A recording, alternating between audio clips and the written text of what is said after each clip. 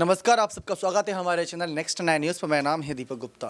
महाराष्ट्र की सियासी सत्ता में कई बगावतें हुई और उन बगावतों में जो सबसे बड़ा चेहरा रहा था वो नाम था शरद पवार का। शरद पवार ने भी अपने समय पर बगावत करी थी कांग्रेस पार्टी के खिलाफ और सबसे कम उम्र के मुख्यमंत्री बन गए थे राज्य के।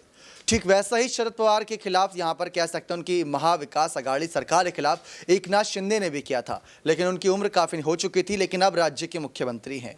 तो दोनों ही बगावती नेता आमने सामने जब आते हैं तो सियासी घमासान जरूर मचता है। लेकिन आज शरद पवार के लिए काफ़ी खास दिन है।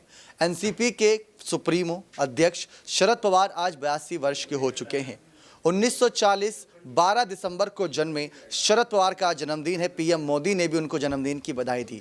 उन कद्दावर नेताओं में इनकी गिनती होती है जिनको मान सम्मान भी दिया जाता है, जिनको विपक्ष का बड़ा चेहरा भी माना जाता है। जब भी कोई बड़े चुनाव की बात आती है, चाहे वो राष्ट्रपति चुनाव की बात हो, लोकसभा चुनाव की बात हो, राज्यसभा चुनाव की बात हो या राज्य में विधानसभा चुनाव की, शरद पवार के पास हर कोई पहुंचता है। और शरद पवार का अगर समर्थन मिल जाए तो समझ लीजिए आपकी सरकार आना तय है।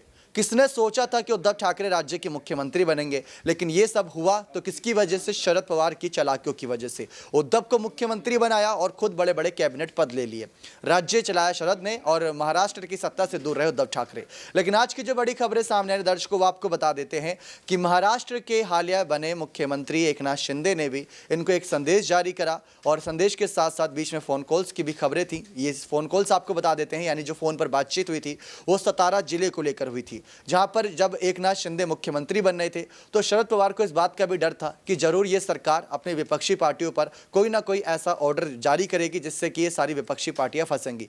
हमने देखा था संजय राउत का हाल, अब उद्धव ठाकरे ही फंसे हुए हैं, लेकिन शरद पवार अभी तक बचे हुए हैं। तो इसीलिए शरद पवार को चाणक्य कहा जाता है कि उन्होंने इतना समर्थन तो शिंदे से ले ही रखा है कि उस शिंदे सरकार अभी तक शरद पवार के खिलाफ भी कोई कार्रवाई नहीं कर रही। वरना पात्रा चोल मामले में आप भी अच्छे से जानते हैं, शरद पवार का नाम भी जुड़ रहा था, कई नेता उनके खिलाफ बयानबाजी दे रहे थे, कई ये भी कह रहे थे कि शरद पवार के खिलाफ कार्रवाई होनी चाहिए। लेकिन शरद ने सामने आकर साफ कह दिया था कि जिसको कार्रवाई करनी है करे, जिसको गिरफ्तार करना है करे, हम सामने खड़े हैं, अगर गिरफ्तार कर सकते हो तो कर लो।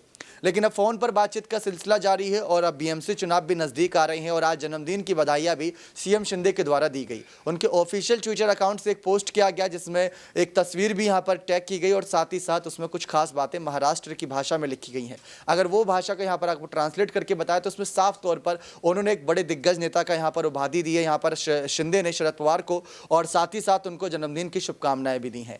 लेकिन जिस तरीके से उद्धव के ऊपर कार्रवाई होगी अब आय संपत्ति मामले को लेकर, शरद पवार अभी भी बचे नजर आ रहे हैं। उनकी एनसीपी पार्टी अभी भी सही तरीके से चल रही है, वरना सबको उम्मीद ये थी कि शरद पवार की पार्टी को भी तोड़ देंगे, यानी एनसीपी के कई विधायकों को भी अपने साथ ले उड़ेंगे शिंदे, क्योंकि उन्होंने 200 विधायकों के समर्थन की बात करी थी। अब यही देखना दिलचस्प रहेगा कि आने वाले वक्त में शिंदे शरद क्या कभी साथ आएंगे या शिंदे को वापस शिवसेना में, उद्धव की शिवसेना में वापस शरद पवार ला पाएंगे। क्योंकि शरद पवार को पहले अंदेशा मिल चुका था कि शिंदे या फिर कोई बड़ा मंत्री शिवसेना से बगावत कर सकता है, लेकिन अब सियासी माहौल बदल चुका है और अब सियासी हालात भी बदल चुके हैं।